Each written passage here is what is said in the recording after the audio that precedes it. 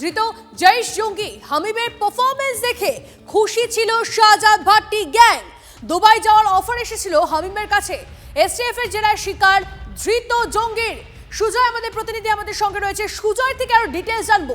সুজয়, দেখো, শাহজাদ ভাট্টি গ্যাং এর যে বঙ্গ শাখার প্রধান, এই যাকে গ্রেফতার করা হয়েছে মোহাম্মদ হামিম মন্ডল, তাকে জেরা করা হয় এবং সে জেরায় স্বীকার করেছে যে তাকে এই গ্যাং এর থেকে দুবাই যেতে বলা হয়েছিল। তারা যখন নিজেদের মধ্যে এনক্রিপ্টেড অ্যাপে কথা বলে তখন তাকে বলা হয়েছিল দুবাই আসতে হবে।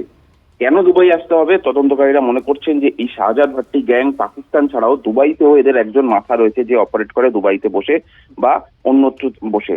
সেখানে গিয়ে হাতে কলমে প্রশিক্ষণ নেওয়ার জন্যই তাকে ডাকা হয়েছিল।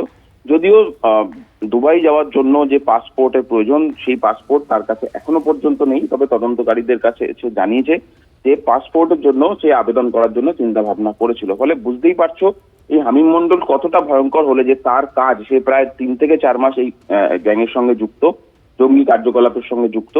তার মধ্যেই তাকে এদের যে মাথা, তারা তাকে ডেকেছিল দুবাই যাওয়ার জন্য। ফলে বড় সড়ো কোনো একটা পরিকল্পনা তাদের চলছিল, সেটা স্পষ্ট। মুখ্যমন্ত্রীকে তারা টার্গেট করেছিল এবং সেই টার্গেটটাকে এক্সিকিউট করার জন্য বা সেই পথে এগোনোর জন্যই কি তাকে দুবাইতে ডাকা হয়েছিল। সেখানে বসে বড় সড়ো তারা কিভাবে প্ল্যানটাকে এক্সিকিউট করবে, তার কারণ স্পষ্টত তার কাছে নির্দেশ ছিল মুখ্যমন্ত্রী যে পথে যান সেই পথে যেখানে যেখানে সুযোগ হতে পারে সেই জায়গাগুলোকে চিহ্নিত করার জন্য। তার কারণ সর্বত্রই মুখ্যমন্ত্রী যে রুটে যান, লাইন অফ রুট, সেখানে পুলিশ দেওয়া থাকে, কিন্তু তার মধ্যেও কোথাও যদি কোনো ফাঁকফোকর থেকে থাকে সেটা খুঁজে বের করতে বলা হয়েছিল এবং সেই কাজে নেমে পড়েছিল।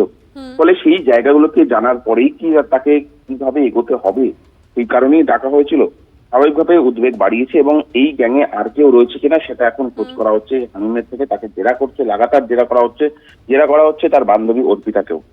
নিষ্ঠা, বেশ নজর রাখো। ধন্যবাদ সুজয়।